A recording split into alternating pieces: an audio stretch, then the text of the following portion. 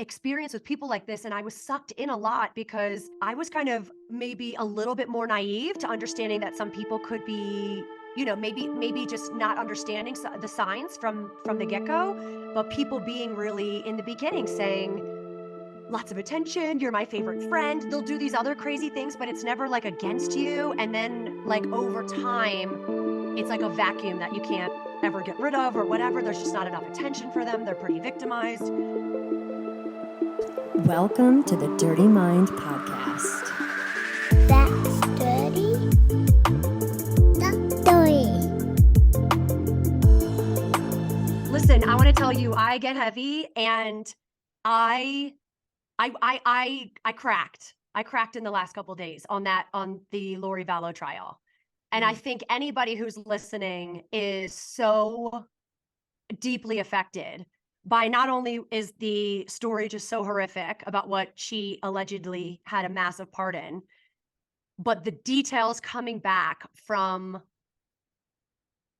coroners, forensic anthropologists, professional, people who just do this kind of work of maybe discovering bodies or having to do the work and get DNA, and just what they find in the meantime is just so horrific. And I cracked. I mean, I had to stop, and which I think a lot of people did. Even the people who are covering the case, like reporters who are in there, they look like haggard. Like they're doing a live on the lunch break, and it's just really, really bad. But I wanted to talk about something that happened this week because I really wanted to I want to talk about a dirty mind, and I want to really just kind of get your opinion and maybe just open up this aspect of somebody who has, what part of their mind is dirty here, and how we can just analyze this a little. So if you follow the trial, maybe you don't have all the details, but people know that she did horrendous things was in on doing these horrendous things to let go of her kids and to basically, take their money and, use their money and live, and maybe thought that the second coming of Christ was about to be experienced, and that it doesn't matter what she did. Maybe she thought she was putting them in another place, better place, or I'm not sure what her motive is. But what I do know is that whatever she does psychologically for her, it's kind of getting clearer and clearer that there's definitely some kind of, mental issues there. And, people would talk about her saying, she's, a lot of people who didn't know her would say things like, she's a great mom. She's always happy and happy-go-lucky, and she's all these things. But that's what we say about people, right? Who can actually be very dangerous, that actually can have a really charismatic attitude, right? Like if you look at narcissism, if you look at people who are on this, maybe some personality disorders, they're really enticing. I think we should talk about that because I've been having conversations with friends of mine, people who were in abusive relationships, and really unwinding from what narcissism can do. But I want to just talk about her mind for a little bit.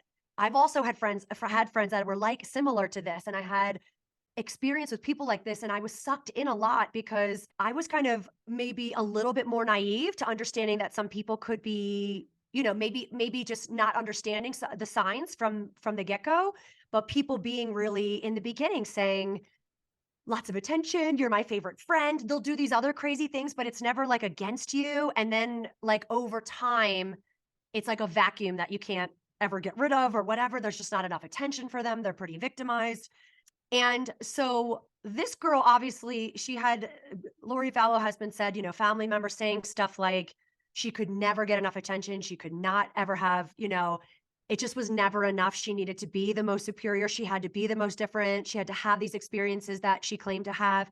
And when she met Chad Daybell, it's like the perfect storm because he's telling her they lived in other lives together. And she really went into this grandiosity that is, she's leading this thing and whatever.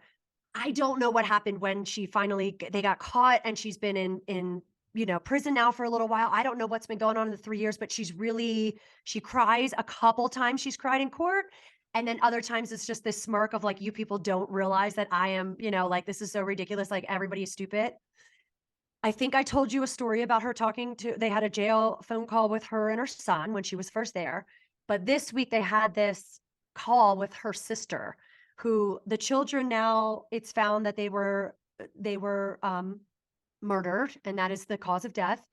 And that in September, so September 8th or 9th and September 23rd, 22nd, 23rd. So at this point, it was all the way at the end of the year in the spring, right? So after this, she got married in December, and she, or February or December, I don't know, so like months later, right? And then she was in prison, and she requests to talk to her sister that she hasn't spoke to since, I mean, all this time. She just like stopped talking to her, but they were very, very close because she was on like a grandiose high, you know what I mean? Like with this guy, and that pushed everybody out, because anybody who would take away from that narrative, she just like was beelining for that. And the sister in this call, it was just like the most haunting, horrific thing. The sister is sobbing and just can't, is like any of us would be, right? Like, how can you, like, then tell me what happened. I can't talk about it. Her demeanor is, I can't, I wish I could, blah, blah, blah. And the sister starts she's livid, right? She's losing her mind, like any person who has feelings, any person who is like, what is happening? I haven't seen my niece and nephew. And now I just found out. I went on TV a couple months ago and said, you would never do this. And it's like all these months later, and now and Lori starts going off on about, nobody knows. You're just going with what you see on TV. Nobody knows what I've been through, right? So she starts down this path. No one's seen me crying on the floor. So the sister loses it, right? She's like, no one, like, freaks out, and she goes, you were dancing on a beach in Hawaii, taking wedding pictures, like screaming at her, right? Because she went, and it's like, these kids, she knew they were buried. She was saying they were zombies to everybody, and then they're buried and gone, and they are just go after his wife dies, and they go off, and they had already had the rings ready before the wife was murdered. It's like, it was out of control, okay, the amount of craziness. And they ran off they have all the pictures are all over the place of them. He's playing the ukulele, she's doing a hula dance, they're laughing together, their hands are together, and her children are buried, okay, months before that. So the sister goes off and goes, like, Lori says, yeah, like, nobody's seen me cry on the floor. And she loses it. And she's like, you are on a beach in Hawaii, going through this whole thing again. And then Lori, this is what she has the nerve to say. Can I just tell you what she says? She goes, yeah, months later. She says, yeah, months later. Like, that justifies why she says after that, don't I deserve, or something to the effect of, shouldn't I be allowed to move on and be happy? I only don't. laughing. Okay, that wasn't the part that was so haunting about it, because the other That part is wasn't, like, and it gets better. no, I mean, the actual evidence, and the way that you do find that you hope that they wouldn't struggle, right? Like, you hope that they would just drug them, and it just doesn't look like that happened. It's just really ugly. And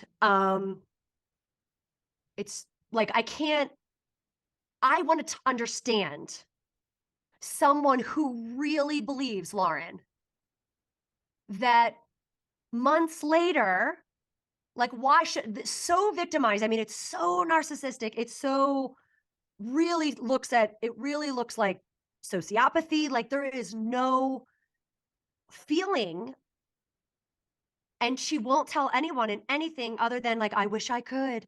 I wish I could. You'll find out, you'll know. Like, but I think it's really because she realized that I think she just has to save face. Like, do you have anything to say about, like, what kind of we both have studied narcissism. We both have, like, understood things maybe like this, but I honestly, I can't grasp. Is it because she really can't, she needs to, the maturity is, like, emotionally, that she's only able to say something like that, you should feel bad for me because it was months later. I didn't do it, like, Well, I did it 2 weeks after his wife died, but I mean, but I heard another podcaster talking about her and described her as having a lot of drama but no emotion.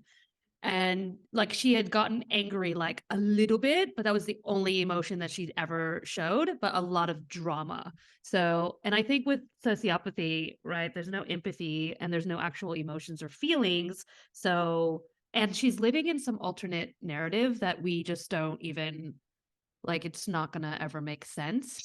she can't ever she can't drop that narrative, because No. if she dropped the narrative, um, she's not able to she wouldn't be able to perceive that narrative because it would never be something that she could look at for herself.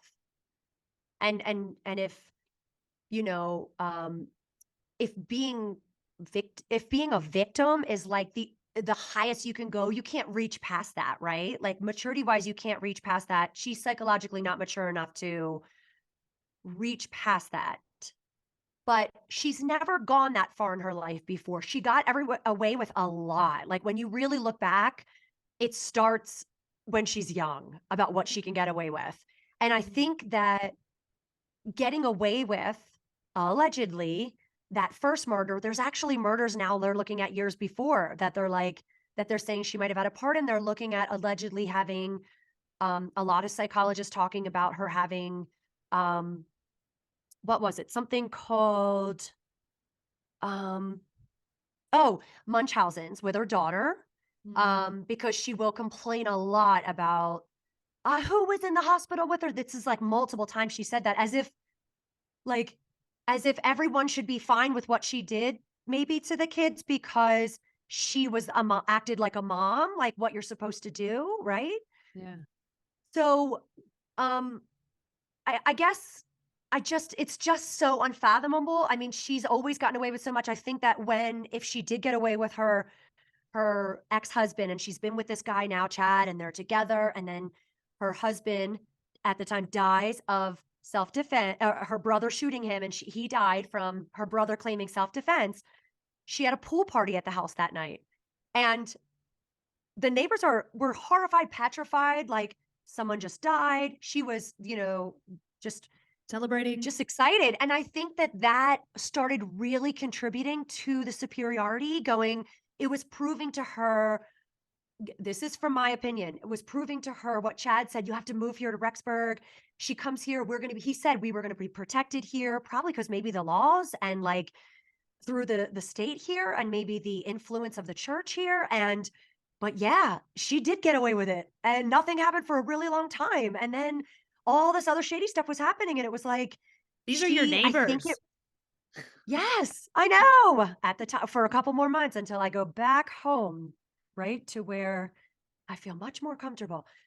Anyway, it's just wild. It's so wild, and It I think it is. really went to her head, and I think that it just set her off. It was like the worst combination of someone you could give who doesn't get enough attention, and then all of a sudden is the woman who is coming in as the leader of the second coming. Do you know what I Yeah. mean? Like, this is she can't let that go because this is the best she's ever had, and this thing that was insatiable for her, she has it, and it's like if she lets it go, she has to realize what she allegedly and what it looks like happened, and, in the name of this guy who's, Well, I mean, anyway, so I wanted to talk about that. Do you think that people like her, I know that for sure they are people who definitely have experiences that can put them into that state. There is that. There's a component that's like they learn how to manipulate, they get better and better. They might have a tendency, they need more attention. They had maybe something happen and they need more of this or whatever. Do you think that people like this are born like this? Do you think that there are some people who are actually born? And this is, again, we're not saying this is a yes or no. This is not a conversation to get to the exact answer. I just want your opinion on what these people and how. I think so. I mean, I'm not a psychologist. I did study psychology, but I think that they can be born as sociopaths and nurtured into more sociopathicness. There was an episode of a TV show I saw where the guy tested this kid by yawning to see if the kid would yawn, because yawning, when you know how it's contagious. You're Yes. like you start yawning if you see someone yawn. That's a symptom of empathy. And if someone, not that you're a sociopath if you don't yawn when other people, but it's like it's a red flag. I just tested you, Lisa. But Yes, I know. but the kid didn't yawn. And anyway, it turned out the kid was a sociopath. So I think it can happen. You can be born that way. Yeah, it's like, talk about a dirty mind. That is really scary. Really, really scary. It just is such a it's a it's like a it's like the mean girl of a movie. You know what I mean? Like it's like the mean girl of a movie and something bad happens at the end and she's humiliated, but it's actually like the most horrific thing that could ever happen. You know what I mean?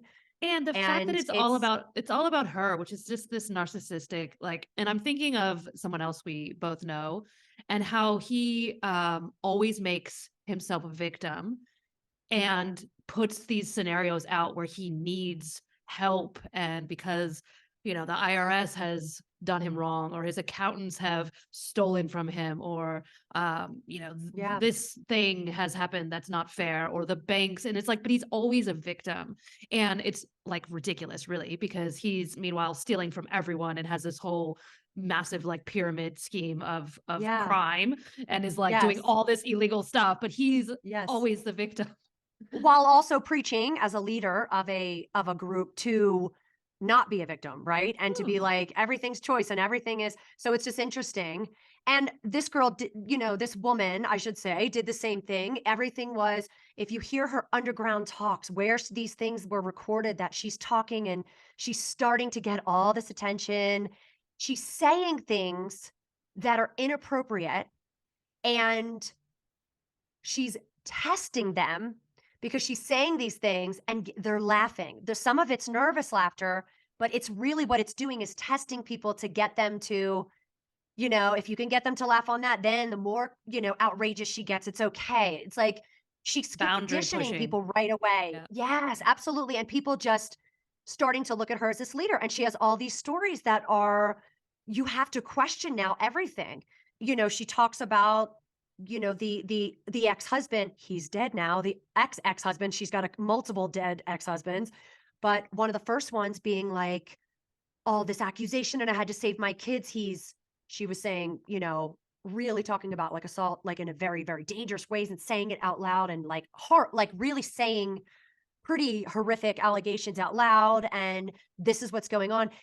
These people, this is like how sometimes they get on the offense. You know what I mean? They go out there, they scare other people so bad because you don't want to go against her. She's out there saying things out loud on a tape. You know what I mean? And that's right. I said tape, old school. We push record and Your play. Walkman. Yeah, we're listening to it on the Walkman. Um, yes, for Lori Vallow, this was in the name of God, right? This was the LDS church. She was pulling people into this, and I believe it was called the Church of the Firstborn or something that maybe Chad was making up, but they were talking about them being the prophets and they're using the scriptures and the doctrine and they're using that stuff to further their own cause. So it just was so creepy in that way that we have to be so careful about these kinds of personalities will infiltrate groups. And when we are used to looking at people as, not that we should look at people as guilty. I don't want to look at, I don't want my kids to be doing that, but I also want to make sure that they have an awareness and an education about these kinds of psychological conditions and what the red flags are, because people really did follow this and they went down a really ugly, ugly road. And it would be great if we could start to discuss those kinds of personalities. They're the ones who will go out and have no problem taking over somebody's life, and sucking their soul dry, and having them do their dirty work or